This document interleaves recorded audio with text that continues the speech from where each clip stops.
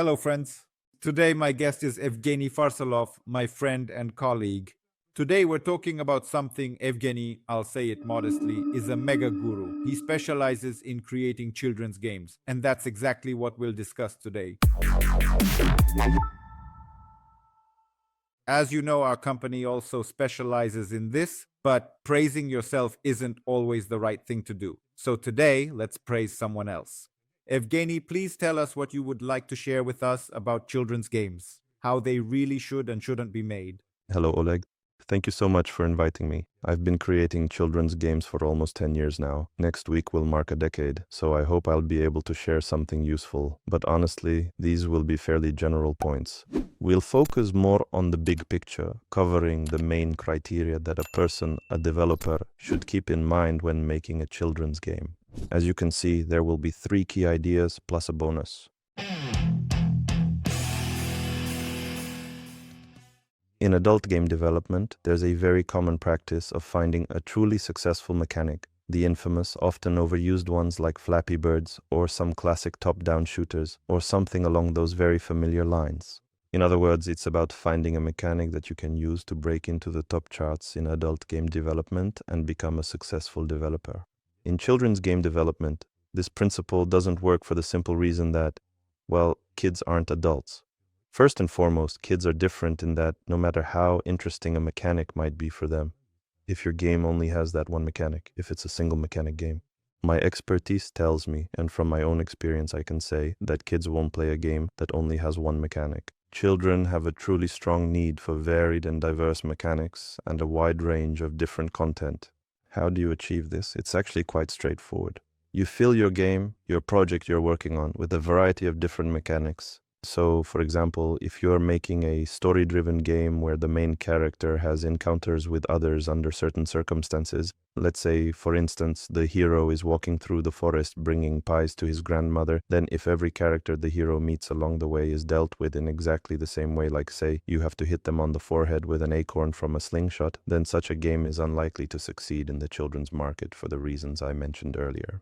In short, we make games with a large number of different mechanics. Here, variety is, let's say, much more important than the actual overall quality, or, for example, the internal key performance indicators of your mini-games. That's for a single mechanic. We're talking about the current state of the market right now. But if we talk about when you started, let's say, back in the wild, 90s, Seryoja, hi, as it's mentioned in other fields. Yes, right now we're talking about 2015 to 2016. Back then, games built on a single mechanic would take off with a bang. At that particular time, players weren't really spoiled for choice, so to speak. Back then, absolutely anything you released for children on Google Play or the App Store would genuinely take off, regardless of its overall quality or anything else at all. If it was a kid's game, it would take off by default, because the market for children's games was completely empty. It was unfilled with anything. Yes, things were much simpler back then. Nowadays, young kids are becoming much more demanding and discerning in their choices.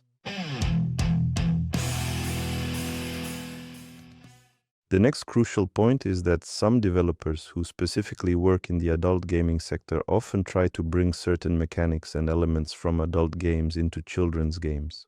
It's important to understand the differences in how kids and adults play and what elements from adult games shouldn't be brought over. So, if you truly want to engage a child, you should give them clear motivation for something they can genuinely get right away. Passante. Games for children often include coins.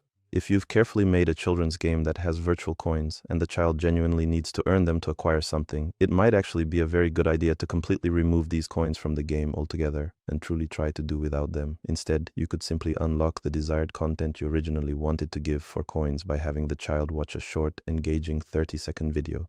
This is pretty much the maximum amount of time, I would say, that you can keep a child engaged with something that isn't actual content, just to give them some kind of reward. Why aren't coins a very good idea, really? Because coins are also a very abstract concept and thing for young children.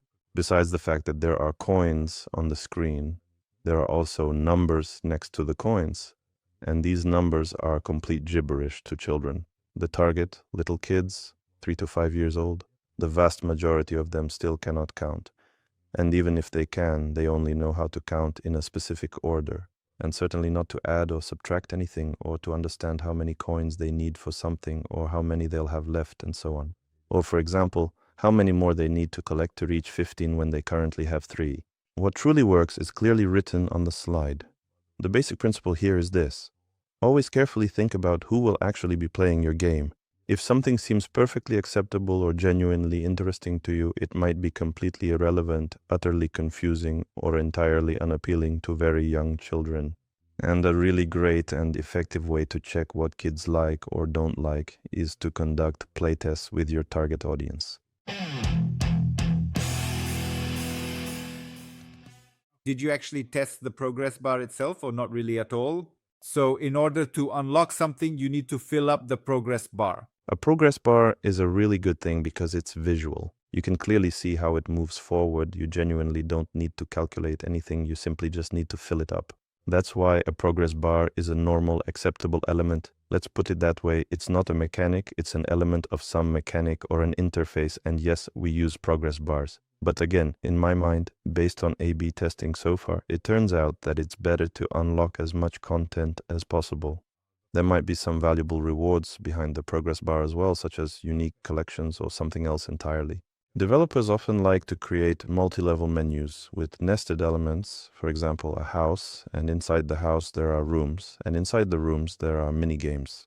And if we're talking about the target audience of 3 to 5 years old, for children, in most cases, they simply won't remember which house, which room they've already been in, or which minigame they've played, and which they haven't. So, in fact, a nested menu will make it so that the child gets confused and most likely will only play a very small portion of the content available in your game.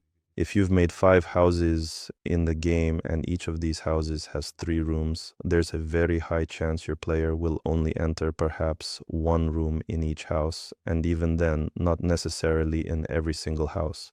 The more nested the menu is, the worse the player will actually play your game.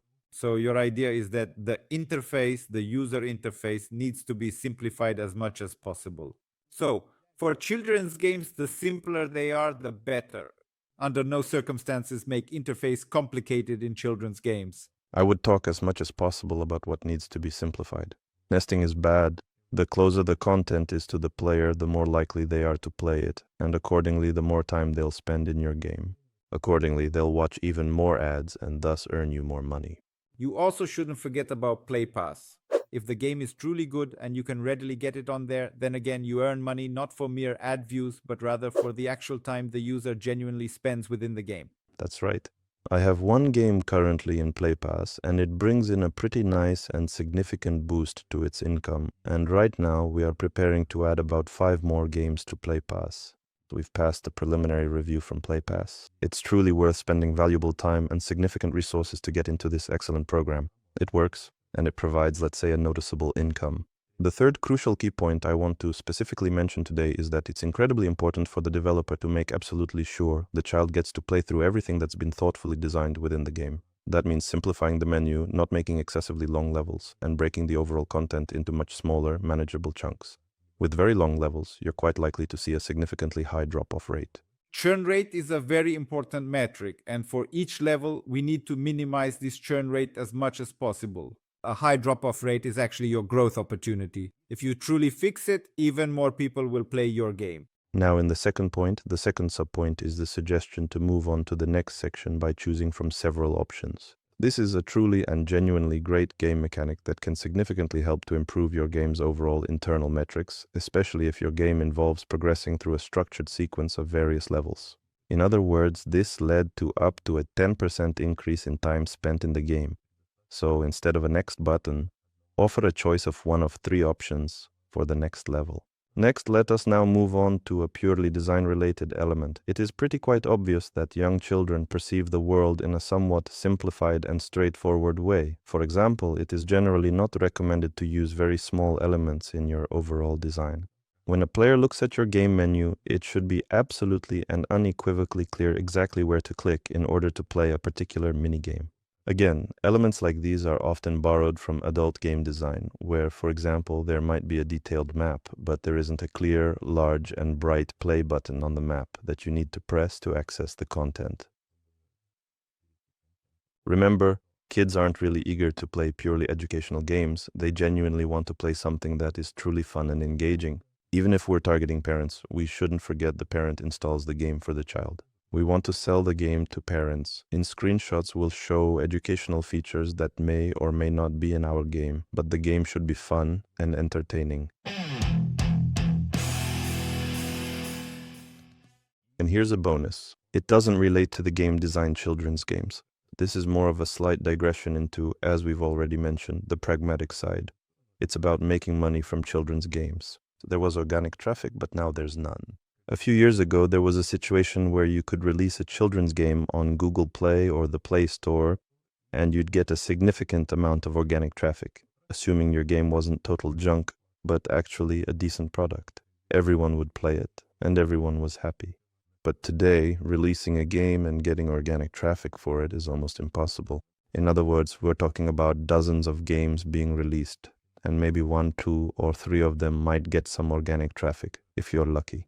There was a time, not in the first year after release, when I had games, one in particular about a supermarket that suddenly took off and got organic traffic 3 years after its release. Before that, it was just sitting at the bottom somewhere, and no one even remembered it. Why does Google do this? The first point is that it's possible. Yes, I have a few kids' games for which I buy some traffic.